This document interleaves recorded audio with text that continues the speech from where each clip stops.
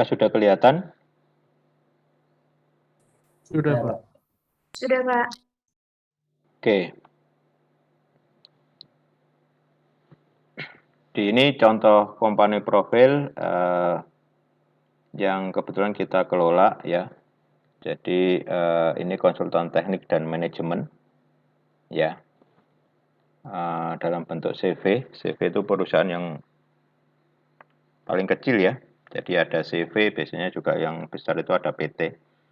Ini CV Nuansa Cipta Raya ya. Ini konsultan teknik dan manajemen ya, dan dalam company profile ini berisikan tentang data perusahaan, terus visi dan misi perusahaan, terus ada layanan jasa konsultan ya. Kebetulan untuk CV ini bergerak di bidang konsultan desain arsitektur ya. Jadi fokus di arsitektur.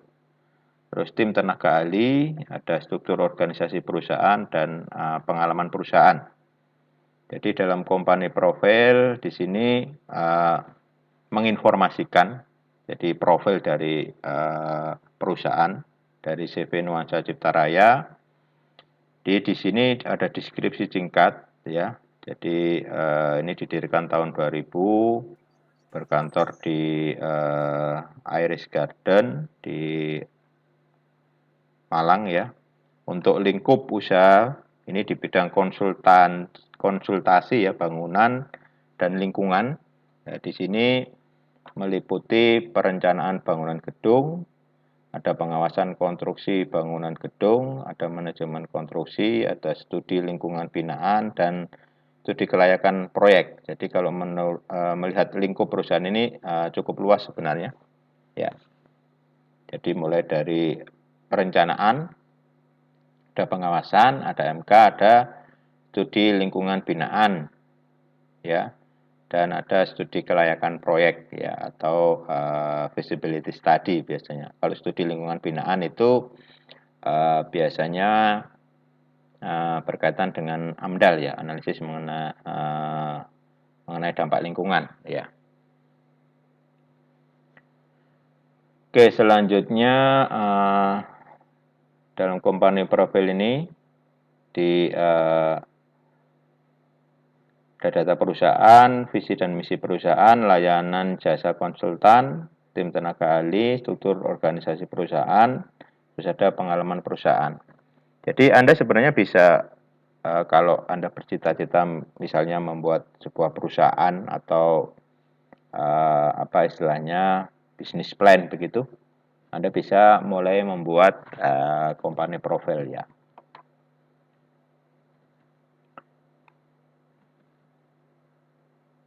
Ini data perusahaan ya. Ini berkaitan dengan lingkup perencanaan tadi ya, atau lingkup pekerjaan untuk bidang konsultasi ini.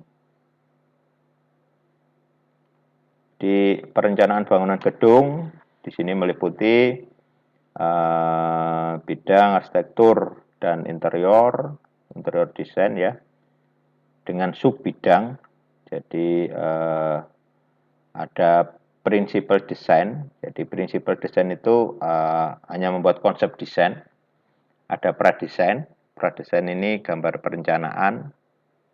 Dan ada pengembangan desain ya, serta detail engineering design. Ini gambar kerja biasanya atau bestek ya. Terus perencanaan kawasan kota dan permukiman. Nah, ini meliputi bidang rencana umum tata ruang kota atau RUTRK, ada rencana tata bangunan dan lingkungan, ada rencana tindak penataan kawasan, ada revitalisasi kawasan, ada master plan dan lingkungan, ada perencanaan kawasan permukiman. Terus ada manajemen konstruksi, ya. Ini meliputi bidang pengawasan teknis bangunan dengan klasifikasi jasa engineering untuk fase perencanaan, ya. fase konstruksi dan instalasi bangunan gedung atau berkaitan dengan utilitasnya ini biasanya. Terus yang terakhir studi lingkungan binaan, ini meliputi upaya pengelolaan dan pemantauan lingkungan atau KLUPL dan juga analisis mengenai dampak lingkungan atau AMDAL. Jadi dari lingkup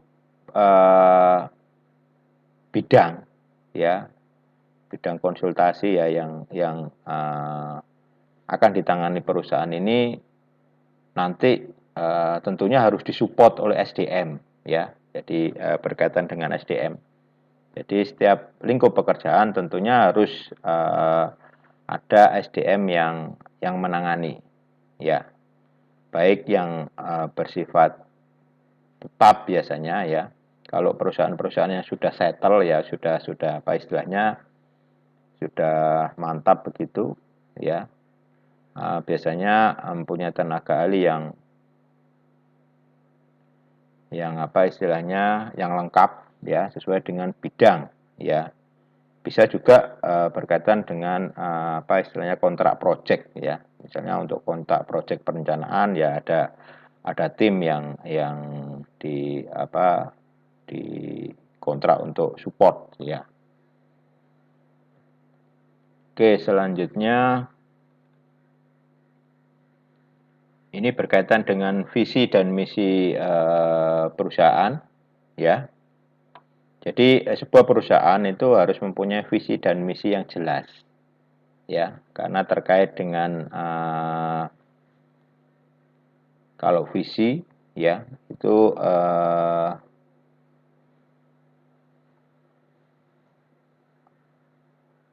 apa berkaitan dengan tujuan ke depan ya.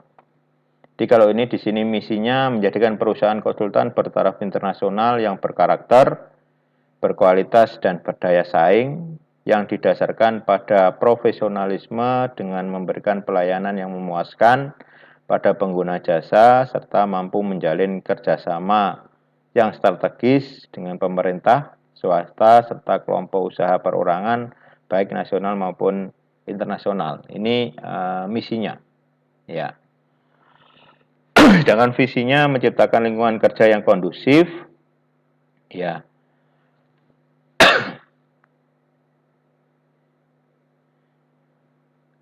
terciptanya sumber daya manusia yang profesional, jadi SDM sesuai dengan apa istilahnya keahlian bidangnya, ya kreatif, berdedikasi tinggi dan bertanggung jawab baik ilmiah maupun moral. Ya, jadi ini jelas bahwa SDM yang diharapkan di sini benar-benar profesional dan kreatif serta berdedikasi tinggi, ya serta bertanggung jawab ya. Ini terkait dengan visi dan misi. Ya. Selanjutnya ini perlu ya bahwa sebuah perusahaan itu harus mempunyai prinsip-prinsip yang terkait dengan output produk. Ya. Jadi kalau ini di bidang jasa konsultan, ya bukan barang maksudnya. ini juga harus mempunyai prinsip dari output produk ya. Jadi ini ada 3 nilai utama dalam perusahaan ini. Yang pertama berkualitas, yang kedua profesional, yang ketiga berdedikasi tinggi. Ya, jadi berkualitas ini mengutamakan mutu pada setiap penyelesaian pekerjaan yang dipercayakan baik oleh user maupun owner ya, ataupun oleh mitra kerja ya dengan standar mutu yang tinggi ya. Terus profesionalisme atau profesional menjunjung tinggi nilai-nilai profesionalisme berdasarkan bidang keahlian dalam menyelesaikan setiap lingkup pekerjaan yang ditangani. Jadi profesionalisme ini berdasarkan kemampuan dari tenaga ahli yang spesialis lah atau bidang keahlian. Kalau berdedikasi tinggi di sini melaksanakan pekerjaan yang penuh tanggung jawab sesuai dengan lingkup dan output yang telah ditentukan. Jadi untuk lingkup dan output ini biasanya berdasarkan kontrak kerja ya.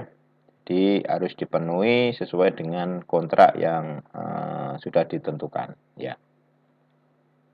Oke, selanjutnya ini tadi sudah untuk layanan ya, untuk layanan jasa konsultansi tadi ya, ini tadi sudah disampaikan.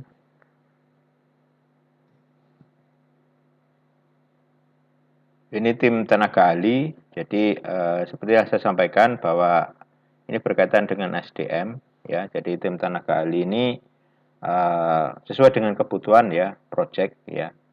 Jadi untuk tim tenaga ahli ini dalam sebuah perusahaan biasanya ada tenaga ahli utama, ada juga tenaga ahli pendukung ya. Dalam sistem kerja ini sesuai dengan kebijakan perusahaan, biasanya ada yang bersifat tetap, ada yang bersifat kontrak tenaga ahli ya. Yang disampaikan di sini ini contoh aja ya, ini tenaga ahli yang tetap ya. Jadi jika ada pekerjaan-pekerjaan yang sifatnya yang di luar tenaga ahli ini, biasanya kita bisa bermitra ya, bermitra dengan perusahaan lain, juga bisa istilahnya kontrak kerja dengan personal tenaga ahli ya. Dimulai dari biasanya kalau di bidang konsultan arsitek itu ada prinsipal arsitek, ada arsitek desain ya, ada art and creative design, ada juga civil engineering ya, ada juga biasanya juga mechanical electrical ya, ada juga jangan lupa ada tenaga administrasi biasanya untuk pengelolaan administrasi kantor ya, dan juga ada tenaga-tenaga pendukung ya sesuai dengan kebutuhan ya. Ini struktur organisasinya, jadi ini pun biasanya disusun berdasarkan kebutuhan ya, berdasarkan kebutuhan ya. Yang penting dalam sebuah perusahaan itu harus ada leader ya, baik dalam bentuk ada direktur maupun ada tim leader ya. Tuh, terus yang penting adalah koordinasi dari setiap tim dan tenaga ahli yang ada ya. Ini contoh simple aja ya. Ya. Dan juga mungkin bisa di breakdown lagi sesuai dengan kebutuhan setiap pekerjaan. Oke, selanjutnya ada pengalaman biasanya ya dalam sebuah perusahaan untuk menunjukkan kualifikasi dari perusahaan tersebut ya, itu ada pengalaman perusahaan. Jadi berisikan tentang kegiatan-kegiatan proyek yang pernah dilaksanakan ya, sesuai dengan lingkup bidang tadi ya. Ini contoh saja ya.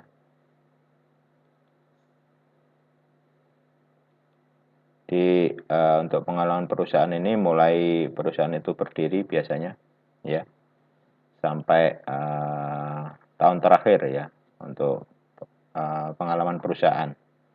Ini contoh visualisasi dari hasil-hasil desain dari pengalaman perusahaan ya.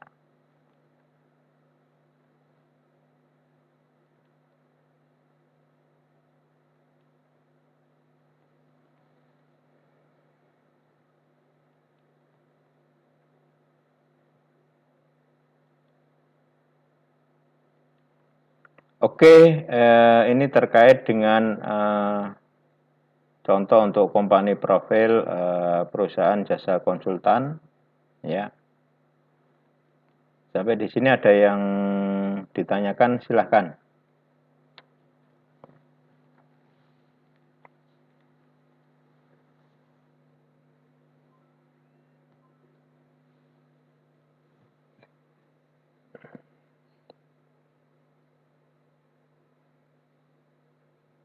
Halo? Belum ada, Pak.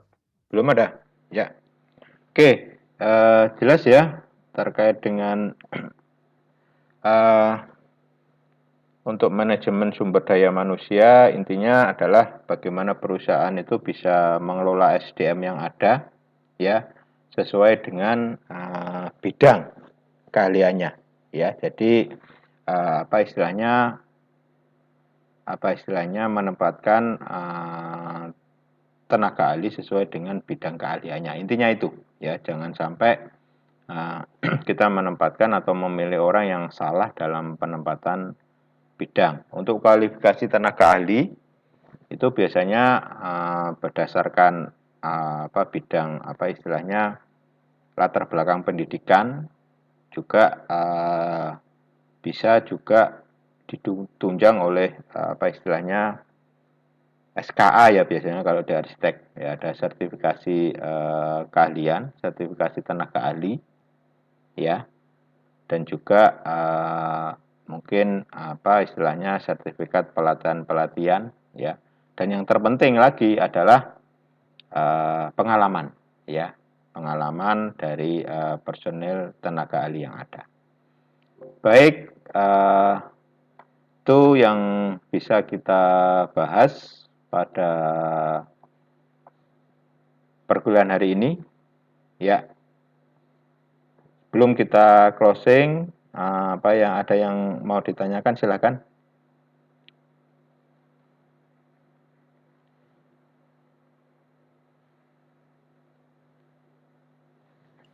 Masih belum ada, Pak. Belum ada, ya. Oke, nanti kalau ada pertanyaan silakan disampaikan di grup, dan jangan lupa Anda untuk presensi di e-learning. Baik, akan kita gali lagi nanti jika ada hal-hal yang perlu ditanyakan, disampaikan aja di grup. Demikian yang bisa saya sampaikan, ya. Terima kasih. Saya akhiri, wassalamualaikum warahmatullahi wabarakatuh. Waalaikumsalam warahmatullahi wabarakatuh. Terima kasih, Pak.